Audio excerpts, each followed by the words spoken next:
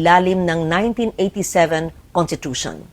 Sa Article 6, Section 16, Subsection 1 ng 1987 Constitution, the Senate shall elect its President by a majority vote of all its members. Ang ibig pong sabihin, makakapaghalal lamang ng isang Senate President kung makakuha siya ng mayoryang boto ng lahat ng miyembro ng Senado. Ayon po sa konstitusyon, 24 ang kabuuang bilang ng mga halal na senador. Kaya naman, 13 po ang kinakailangan para magkaroon ng mayorya. Nakalagay din sa alituntunin ng Senado, sa Rule 2, Section 2, na the officers of the Senate shall be elected by the majority vote of all its members.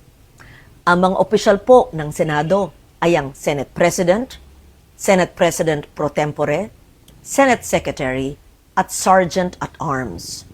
Hango at nakabase po sa ating konstitusyon ang mga alituntunin ng Senado, kung kaya't tulad sa Senate President, boto rin ng mayorya ng lahat ng miyembro ng Senado ang kinakailangan upang magtalaga ng Senate President pro tempore, Senate Secretary, at Sergeant at Arms. Malinaw, 13 boto ang kailangan. Sabi din po sa Rule 15, Section 44 ng alituntunin ng Senado na except during the election of officers, a majority of the senators shall constitute a quorum. Simple lang po ang kahulugan nito. Iba po ang bilang na kailangan para sa quorum. Iba rin po ang bilang na kailangan para po sa eleksyon. Kapag eleksyon po ng mga opisyal ng Senado, kailangan ang mayoryang boto ng lahat ng miyembro ng Senado upang sila'y mahalal. Kaya naman, sa kabila ng aking paggalang sa aking mga kasamahan, labag sa konstitusyon at alituntunin ng Senado ang nangyaring pagtatalaga ng Senate President pro tempore, Senate Secretary, at Sergeant at Arms dahil 12 senador lamang ang nasa plenaryo na bumoto. Kulang ng 1 boto para masabing mayorya ng lahat ng miyembro ng Senado ang bumoto para sa pagbabago ng liderato. Samantala po, sa chairmanship naman ng mga komite ng Senado, malinaw din ang saligang batas sa ilalim ng Article 6, Section 16, Subsection 2, kung saan sinabi na, a majority of each house shall constitute a quorum to do business. Ibig sabihin po, 13 senador din ang kinakailangan na kabilang sa sesyon ng Senado upang makagawa ng anumang opisyal na gawain o quorum, kung kaya't labag din po sa konstitusyon ang naganap na pagdeklarang bakante at pagtatalaga ng mga chairperson sa mga ilang komite. Madalas pong binabanggit ang mga nasa minorya ang kasong Avellino versus Cuenco upang palabasing lehitimo ang naganap na takeover sa Senado. Pero hindi po maaring gawing shortcut ang Avellino upang pababain ang bilang ng mga senador na kailangan para sa quorum, sa eleksyon, at para magkaroon ng reorganization sa Senado. 1949 pa ang kasong ito at naganap sa ilalim ng 1935 Constitution. Nagbago na ang ating saligang batas. 1987 Constitution na ang sumasaklaw po sa atin.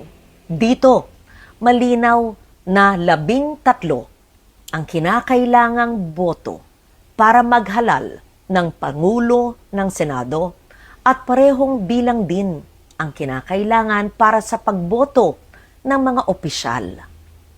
Hindi rin bago ang patakarang ito noong pang 1973 Constitution malinaw na ring nakasaad na ang Speaker ng National Assembly ay dapat mahalal sa pamamagitan ng mga mayoryang boto ng lahat ng miyembro.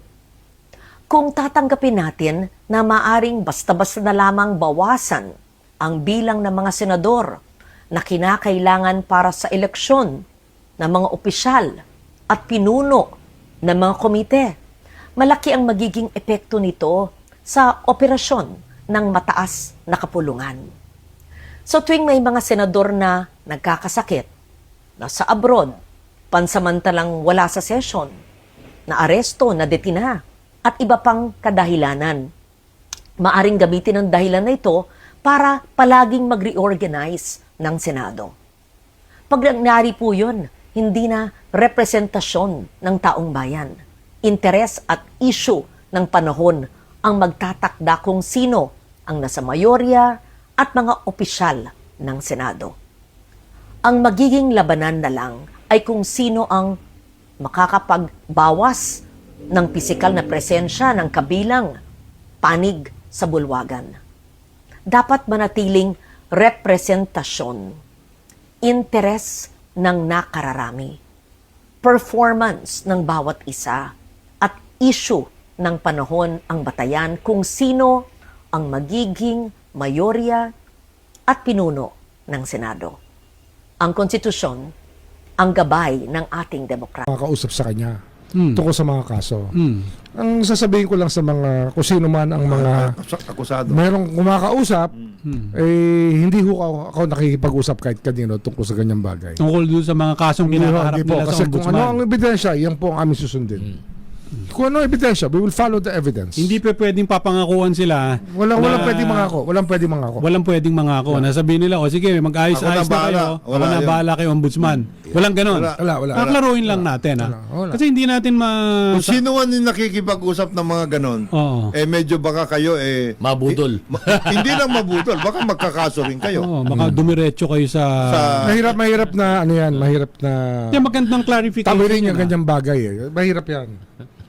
Kasi, yan eh, kasi ayaw natin ma-weaponize yung opisina na aking pinangungunahan. Oo. We cannot weaponize it. Hindi ito pwede maging sandata ng politika. Hindi po ito sandata ng politika. Tama. Kasi baka hindi mo alam, ombudsman, baka meron ng mga pinangangalandakan ka eh. Di ba? Na, Wag niyo gamitin ang pangalan ng ombudsman. di ba Yun ang na, sinasabi. Huwag niyo lalo na gamitin. doon sa mga malalaking Maraming kaso, ganyan, naku. yung mga senador, di ba? Yung mga congressmen, di ba? Mahirap. Hirap po yan. Hindi dapat makikinig sa mga ganyang mga bilin sapagkat hindi po kami nakikipag-usap sa ganyang bagay. Sa ganyang bagay. Pero Kung anong ebidensya, susundin po namin ang meron bang ebidensya. bago, ombudsman? Meron bang bagong kayong kahapon? Parang meron Kahapon. kayong kinasuhan eh, no? Yung kay Diskaya. Yung kay Diskaya yun. Ah, Matagal na yun. Matagal luma na. na yun. Ano na talaga eh. Talagang kailangan yung ebidensya talagang Matibay. ikalap mo na maayos. So, mahirap yung pa-file mo ng kaso sa ka maghahagirap ng ebidensya. Oo, Check, mali, check. O kaya- Ipunin mo muna. O kaya papailan. Kakain mo. So, Papailan mo ng kaso tapos ipaparking mo. So, ang Ay, style patay. ngayon ng Pwede ombudsman is ilatag kagad ang ebidensya at the earliest opportunity. On the earliest Right opportunity, after ilalatag arraignment, natin tira yan. na kagad, Oh, ano? pag arraignment. Hindi na patatagalin. Oh, Ibig continuous sabihin, trial na, ilalatag namin yan. Kaya iniipon namin lahat yan. Kaya marami nababagalan. Sabihin ko lang sa inyo. Hindi, mahirap yung trabaho. Tsaka ho ito, tsaka po namin araw-araw lahat ng ebidensya na pwede namin maiharap sa husgado. Hindi kagaya Hindi ho ito, wala ho milagro dito. Tsaka hindi ho ito ginagawang sandata para lang pahihirapan mo yung tao dahil galit ka. Hindi po. Or meron ka lang gusto. Hindi po, nasa hindi po politika. ganito. Oh. Oo. Kayo, ombudsman, Justice system to eh. Justice system base to. Oo.